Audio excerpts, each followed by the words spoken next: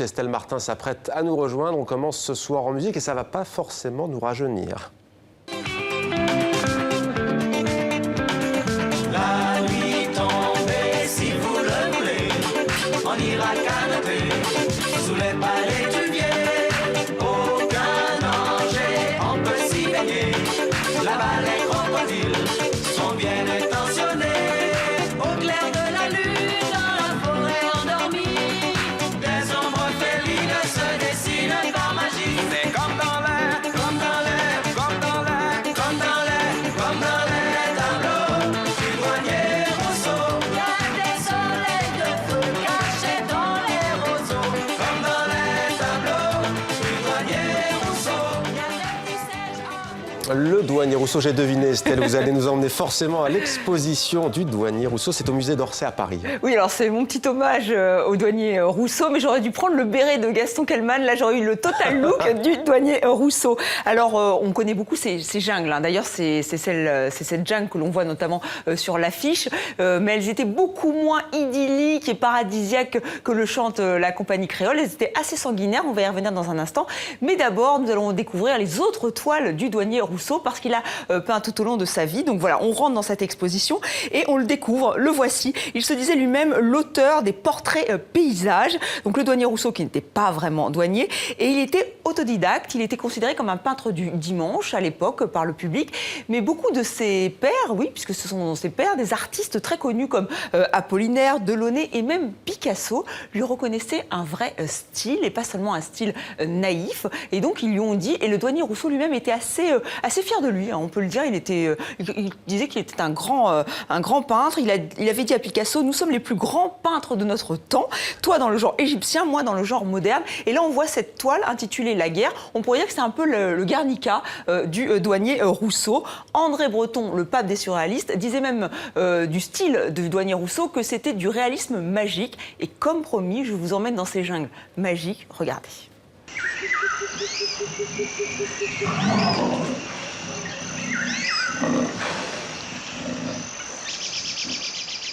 Ce qui vraiment me fascine, c'est l'imagination de ce peintre qui n'avait pas de limites. Il avait fréquenté les jardins de plantes à Paris, les musées d'histoire naturelle, mais il n'avait jamais vu de bêtes sauvages ou de jungles en vrai. Et donc c'est ce côté presque de rêve de sa peinture qui a beaucoup influencé les surréalistes.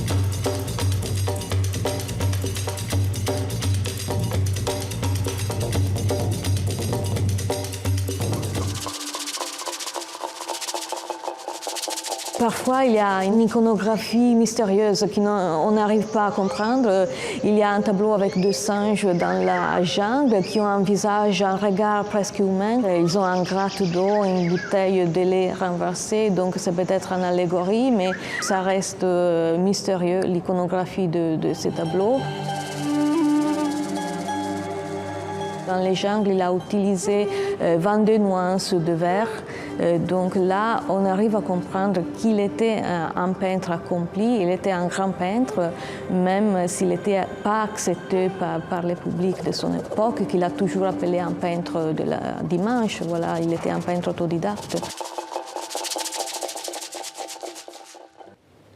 Voilà pour le douanier Rousseau. Apollinaire disait de lui que c'était le peintre le plus exotique des exotiques, pour le citer, alors qu'il n'a jamais quitté Paris, ce qui est quand même assez remarquable. Alors vous avez jusqu'au 17 juillet pour découvrir l'exposition. Je vous déconseille d'y aller le mardi, Mohamed. Il y a une affluence dingue. En fait, le douanier Rousseau a beaucoup de succès au XXIe siècle. Et vous aviez une tenue raccord, Estelle, tenue paradisiaque, disons-le. On quitte la jungle de Rousseau pour la Tate moderne de Londres, une Tate moderne encore plus grande. Oui, il fallait faire de la place. La Tate moderne accueille chaque année plus de 5 millions de visiteurs. C'est énorme, donc il fallait vraiment étendre les lieux, d'où la décision de l'agrandir. Une extension pyramidale que vous découvrez sur ces images, donc signée Herzog et de Meuron, un cabinet d'architectes suisses. Ce sont eux déjà qui avaient reconverti l'ancienne centrale électrique en musée. On les voit ici donc lors de l'inauguration officielle ce week-end avec le maire de Londres, vous l'avez reconnu, le tout nouveau maire de Londres. Alors c'est un bâtiment qui s'intègre totalement à cette ancienne centrale électrique et à l'intérieur, il y a le même dépouillement industriel, béton brut, bois brut, rampe en métal. encore plus d'espace donc pour admirer les œuvres, on ne va pas s'en plaindre. Alors ça a quand même coûté la coquette somme de 328 millions d'euros. Des images prises par nos confrères de la radio-télévision suisse. Ils ont rencontré les architectes suisses. Ils nous expliquent leur démarche. L'art a changé, la perception de l'art a changé, la ville a changé, la société a changé et c'est ça qui nous a au fond donné une possibilité de faire un autre bâtiment. Industriel, mais quand même sensuel. On peut toucher les surfaces et on a envie de les toucher. Donc c'est monumental mais aussi intime à la fois. C'est presque un paradoxe.